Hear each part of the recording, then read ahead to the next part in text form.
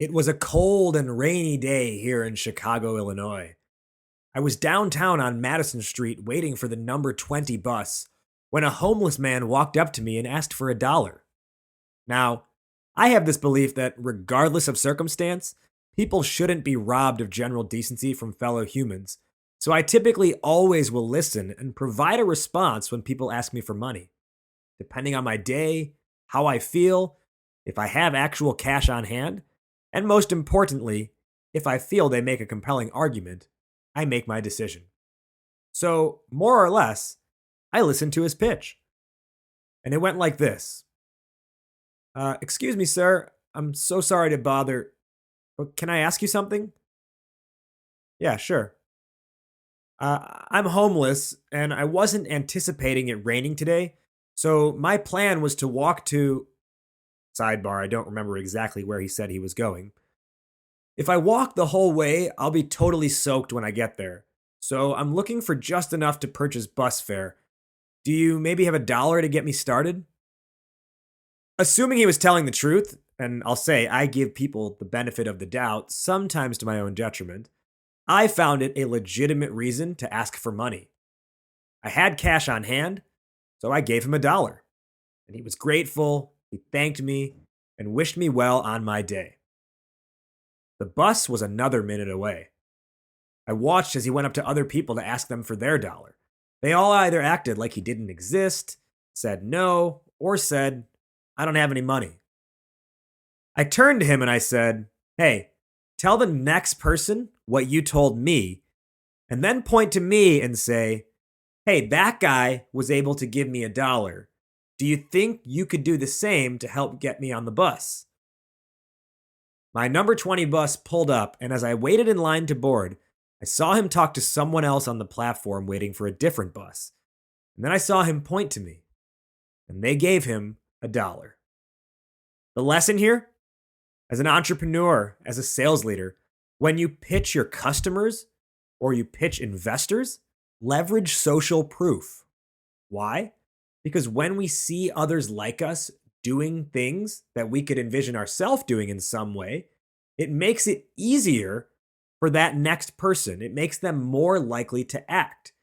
Because the better you're able to say, hey, there's someone else out there like you, just like you, who's doing this thing.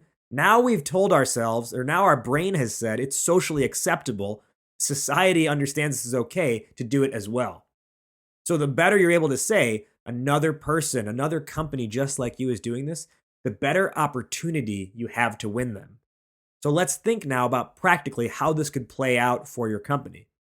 Well, if you're in meetings with potential customers and you're able to reference examples of, hey, other people, hey, here's a case study of a company just like you, and here's what they came from, and here's where they are now because of us. That's going to go a long way because they say they can see themselves in that other company. A separate example, let's say you got a meeting with one potential customer. What works almost every time, and this is something that one of the startups I'm working with right now is doing, is they base their next call off of who they just called and got a meeting with. So let's say they know they're going to be in a certain area, or they've gotten a meeting rather with someone in that area. The next person they call is someone else nearby where they're able to say, hey, I'm going to be in the neighborhood already, so it probably makes sense for us to meet because I'm going to be in the neighborhood meeting with another person who is just like you. How about even before that? What about just pitching the first person overall? Well, a strategy a lot of the companies that I work with implement when we go through like what's the pitch going to be is being able to leverage the fact that you are actually an insider who is part of the game, part of the ecosystem, as opposed to an outsider tapping on the glass, trying to find a way in. So, how do you make yourself that insider? Well, assuming the following statement is true, what's really valuable is starting a pitch with saying, hey, we talk to so and so every day who tell us this. And what you're effectively doing there is saying you are already in conversations with a lot of people in that industry, in that field, who are similar to them. and they are giving you this information about themselves. So effectively, what happens is you not only position yourself as the insider who's having conversations with someone, but you also are able to effectively state a problem that exists without directly accusing the person you're speaking with of having that problem.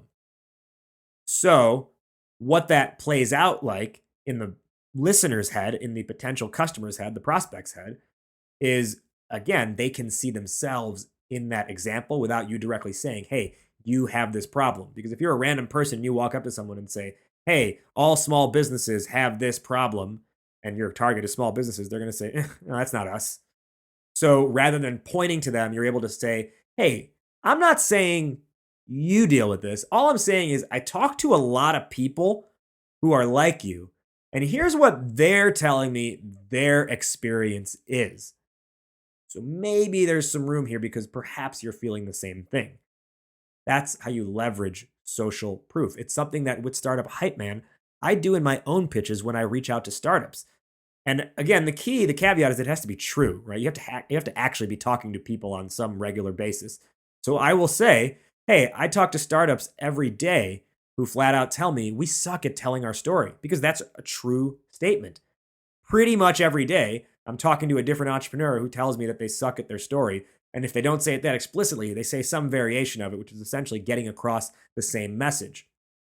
Or I'll say, if I want to be a little bit more like situational and topical, I'll say, hey, so-and-so, I just got out of a meeting with this type of customer. I just got out of a meeting with a SaaS company. They just raised a round, and this is what their big concerns are. We're talking about this now. I'm just curious, are you also thinking about that too? If so, maybe we should connect. You see, you're able to leverage that social proof, create a situation where it's socially acceptable to be thinking about those things, and then also potentially acting on it as well. Social proof helps a lot. How about with your investors? Well, once you get that first investor in, every investor conversation after that should be easy because you can actually build momentum and you can kind of create a sense of like, hey, like there's FOMO here. There's the time now to act. The time is now to act.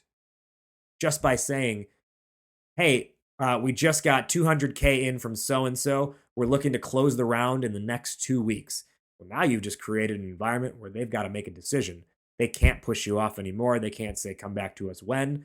And if someone else already believes in you and has put money behind their name, well then, now it's socially acceptable for others to do the same.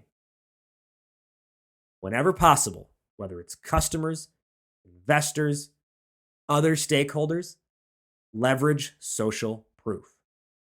If it can get a homeless man a second dollar, what could it get for you?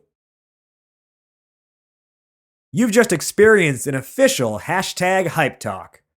If you've got specific requests for future topics you want me to cover, shoot me a DM on Instagram @StartupHypeman or connect with me directly on LinkedIn.